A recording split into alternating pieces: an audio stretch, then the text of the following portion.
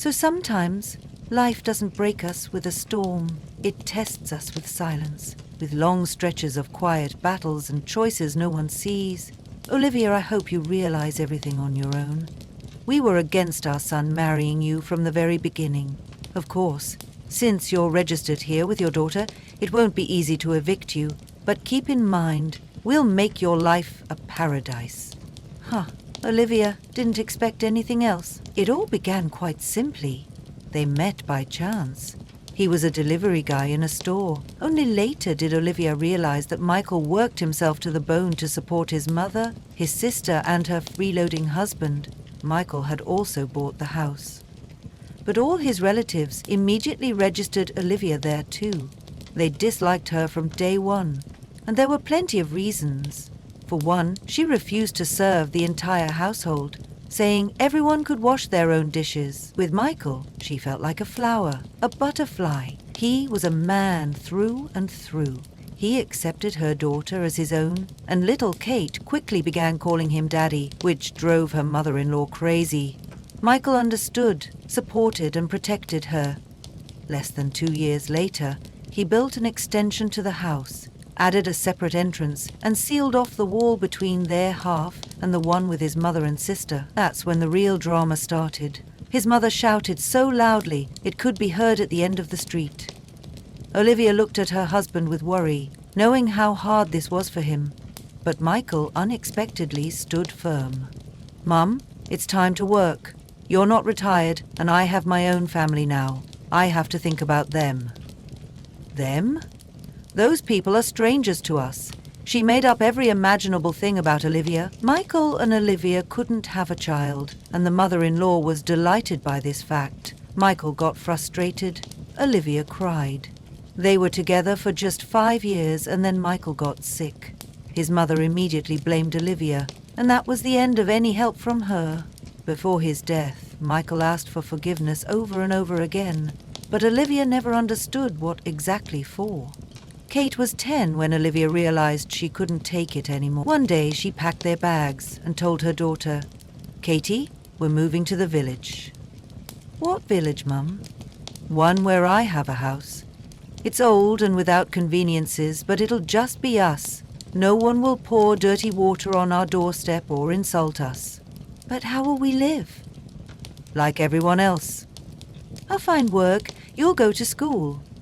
Kate paused for a second and asked, "Will Grandma know where we are?" That's how they left. They stood in front of the little house, and Kate stretched out her hand and said, "Hello, home."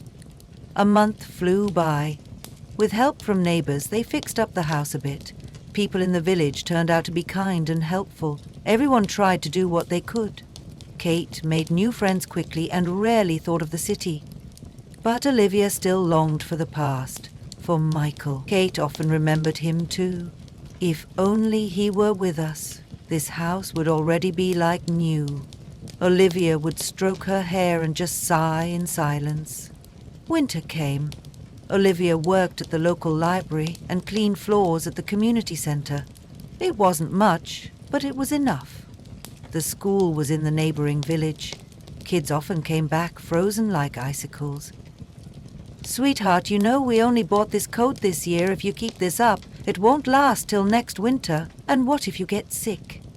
"But, Mom, everyone else is rolling in the snow. Should I just stand there?" Olivia sighed. She couldn't argue. She used to be just like that. Closer to New Year's Eve, there was a knock on the door. Olivia and Kate were putting up the tree. Olivia opened the door and froze. Standing there was her mother-in-law, Miss Mary. The tree fell to the floor. "Well, hello, Olivia. I see you're living the good life, not mourning your husband at all." Her tone was sarcastic, and Olivia immediately realized nothing had changed. "Hello, Miss Mary. What brings you here? Missing us already? Learn to talk back, I see. The village has done you good." "I came for business." Miss Mary marched to the table in her boots, sat down and pulled out some papers. "You need to sign this. We've decided to sell the house." Olivia laughed. "And who told you I was going to sign that?" "Olivia, don't start." You and your daughter have no legal ties to that house, so just sign and let's part on good terms. I'm not signing anything. You're welcome to leave. And by the way, in our house, we take off our shoes at the door. Miss Mary looked down at her boots, clearly flustered, then glanced back at Olivia. Fine. You'll hear from our lawyers. Goodbye. It was so lovely to see that nothing's changed. And your health seems just fine too. Miss Mary stormed out of the house. Olivia saw a taxi waiting by the gate. Inside sat Michael's sister. As soon as Miss Mary approached the car, it seemed she informed her daughter of Olivia's refusal. The sister immediately snapped at her mother. They were arguing. Clearly they didn't always get along. Mum, maybe you should have signed the papers? Maybe, but some things need to be done properly. Right before New Year's, Kate got sick. Really sick. Olivia quietly fussed around, mixing medicine, whispering as she scolded her daughter. You're not a little girl anymore, Katie. How can you spend an entire day sledding in the cold?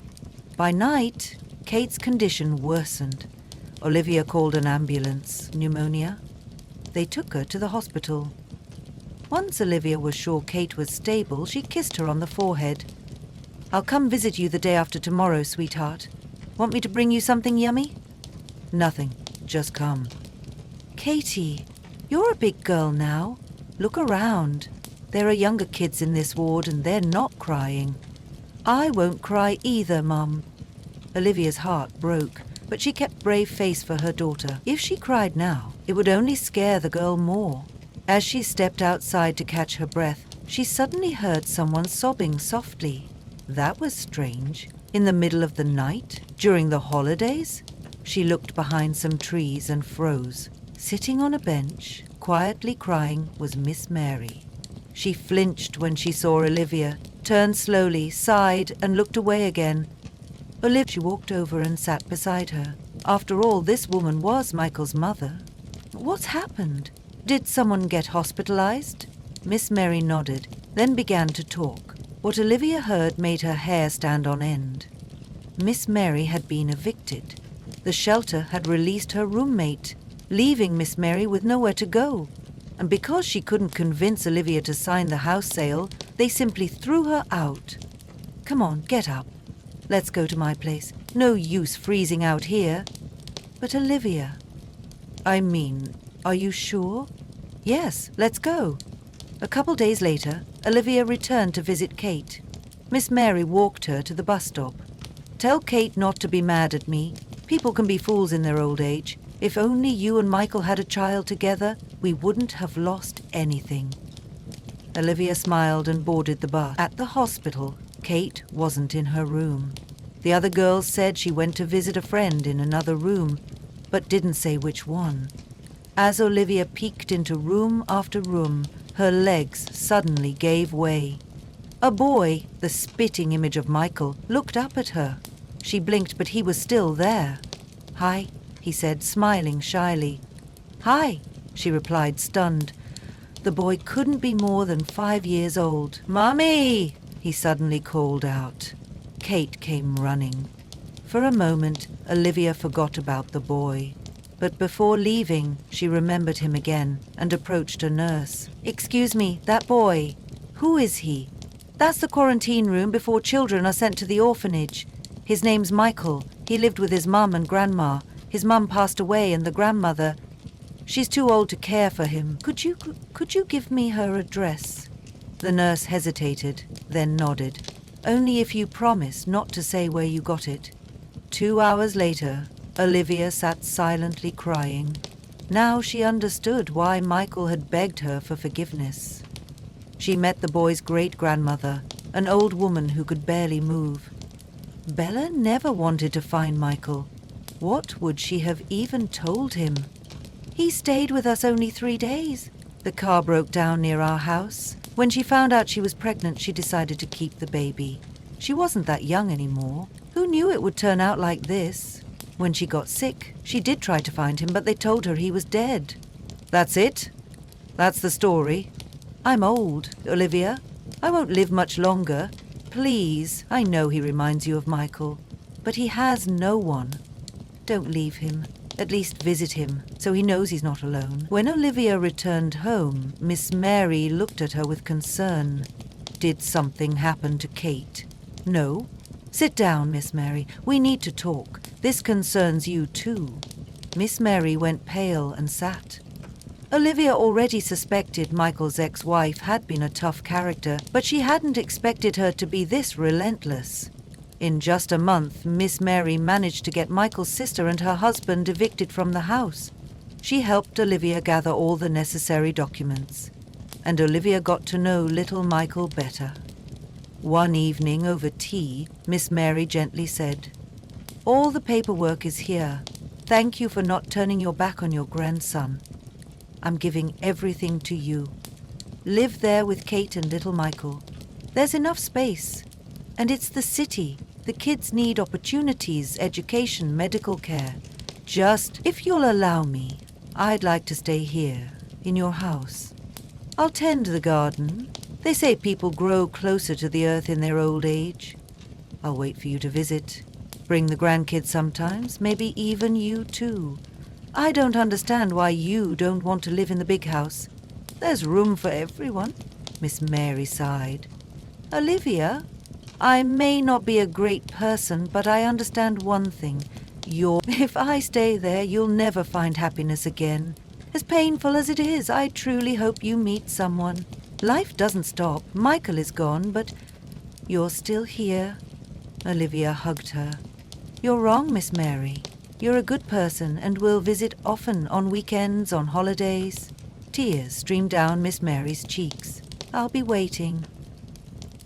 Before finalizing the adoption, Olivia went to see little Michael's great-grandmother one last time. "Thank God," she said. "Now I can finally rest in peace." 2 years passed. Olivia remarried. Her new husband reminded her of Michael, not in appearance, but in spirit. Sometimes Olivia even thought that there was a part of Michael in her new husband, or maybe it was Michael himself who had sent this man to her. Miss Mary and Olivia's new husband became great friends, and little Mike, a bit shy, once asked if he could call him Dad.